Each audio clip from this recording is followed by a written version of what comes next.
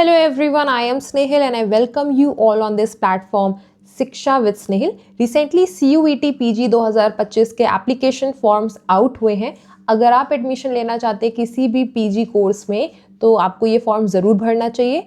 Form भरने से पहले प्लीज़ इंश्योर कि ये डॉक्यूमेंट्स आपके पास हों, क्योंकि फॉर्म बहुत बड़ा है। अगर आप ये सारे डॉक्यूमेंट्स लेकर नहीं बैठेंगे तो बहुत ही फ्रस्ट्रेटिंग प्रोसेस हो जाएगा।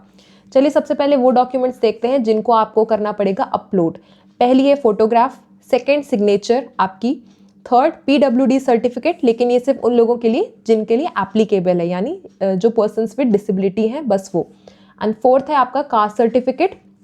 अगेन अगर एप्लीकेबल है तो सिर्फ जनरल ऐसी कैटेगरी है जहां पर आपको कुछ अपलोड नहीं करना है। इसके अलावा अगर आप OBC NCL हैं तो आपको अपलोड करना है। आप अगर OBC CL है तो आपको अपलोड नहीं करना है। उस केस में आप अपनी कैटेगरी जनरल ही सिलेक्ट करोगे। देन आपका आता है जनरल EWS, इनको भी अपलोड करनी है अपना सर्टिफिकेट। एंड SC ST इन सब लोगों को भी अपलोड करना है अपना कैटेगरी सर्टिफिकेट या कास्ट सर्टिफिकेट। अगेन यहाँ पे एक चीज़ ध्यान दीजिएगा, आपका जो कास्ट सर्टिफिकेट है वो सेंट्रली इशूड हो तो आपको बहुत ज़्यादा बेनिफिट मिलेगा। ऐसा इसलिए क्योंकि हमारे जो कास्ट सर्टिफिकेट होते हैं वो दो टाइप के होते हैं। एक होता है स्टेट कास्ट सर्टिफिकेट जो स्टेट इशू करता है, एक आपका होता है सेंट्रल। तो आपको पता है कि ये जो CUET PG एग्ज़ाम है वो एक नेशनल लेवल एग्ज़ाम है। इट मीन्स यहाँ पर सेंट्रल यूनिवर्सिटीज़ भी पार्टिसिपेट कर रही हैं एंड स्टेट यूनिवर्सिटीज़ भी पार्टिसिपेट कर रही हैं। तो मान लीजिए अगर आप स्टेट सर्टिफिकेट लेकर जाते हो, इन दैट केस जो सेंट्रल यूनिवर्सिटीज़ हैं वो डिनाई कर सकती हैं आपको एडमिशन देने से।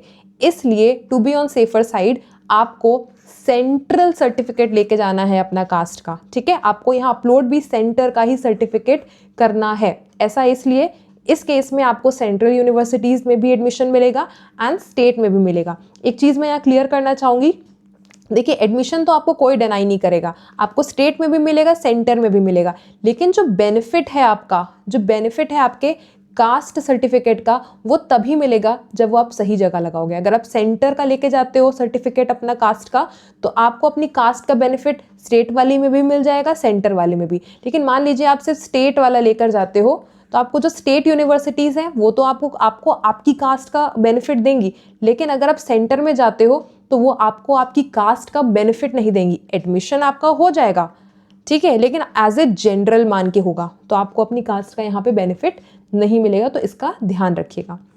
आगे देखते हैं थोड़ी और डिटेल्स। जो आपकी फ़ोटोग्राफ रहने वाली है, मेक श्योर जिसमें आपका 80% फेस नज़र आए, आपने कोई मास्क वगैरह ना पहना हो, ठीक है, आपके कान नज़र आ रहे हो और बैकग्राउंड वाइट हो।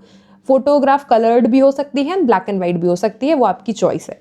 इसके अलावा देख लीजिए फॉर्मेट क्या रहने वाला है। जो आपकी फोटोग्राफ एंड सिग्नेचर है वो दोनों आपको अपलोड करने हैं JPG फॉर्मेट में, ठीक है, पिक्चर फॉर्मेट में या फिर JPEG।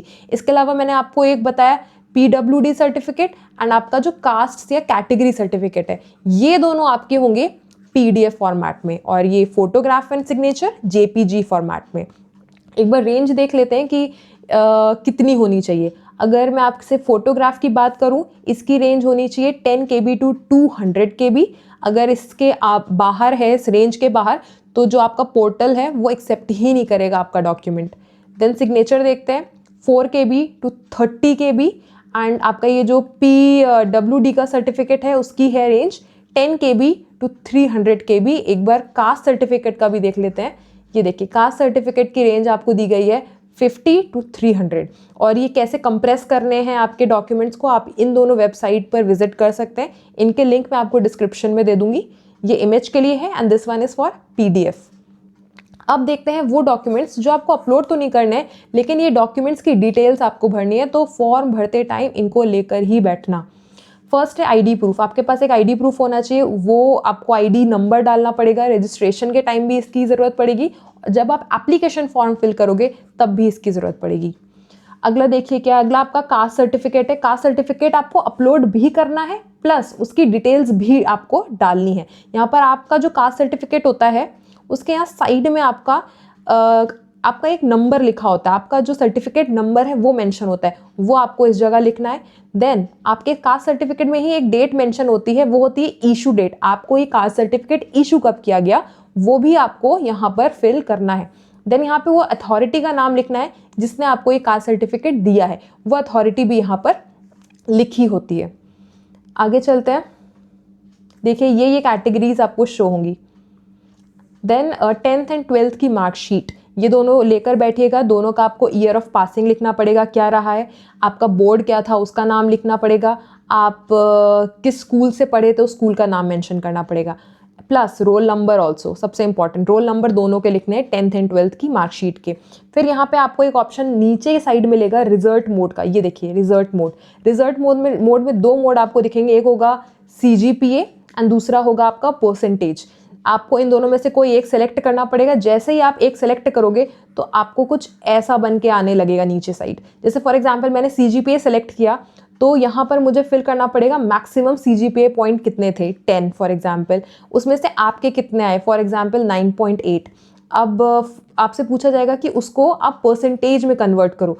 तो आपको पता होगा अगर आपको CGPA को परसेंटेज में कन्वर्ट करना होता है तो आप उस अपने CGPA को मल्टीप्लाई कर देते हो 9.5 से। तो जो भी आप आए आप यहाँ पर फिल कर सकते हैं।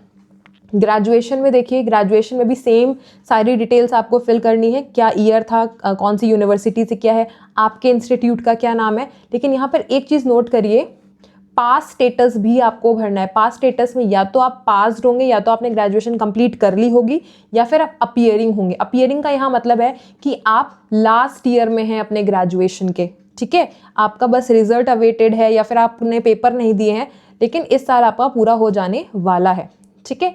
अगर आप पास्ट भरते हैं उस केस में तो आपको रिजल्ट मोड वाली डिटेल्स भी भरनी पड़ेंगी कि आपके कितने मार्क्स आए, कितने में से आए। लेकिन मान लीजिए आप अपीयरिंग भरते हैं, उस केस में यहाँ पर ब्लैंक रहेगा, आपके कितने मार्क्स आए क्या नहीं आए आपको नहीं भरना, क्योंकि आपका रिजल्ट ही नहीं आया है अभी, इसलिए। तो आई होप आपको ये वीडियो इन्फॉर्मेटिव लगा होगा। अगर लगा है तो प्लीज़ सब्सक्राइब करिए चैनल को ऐसी एजुकेशनल अपडेट्स के लिए। लाइक कर दीजिए वीडियो अगर वाकई आपके लिए हेल्पफुल रहा। एंड कोई अगर क्वेरी है प्लीज़ कमेंट करिए एंड शेयर करिए उनके साथ जिसको इस की ज़रूरत है। Thank you.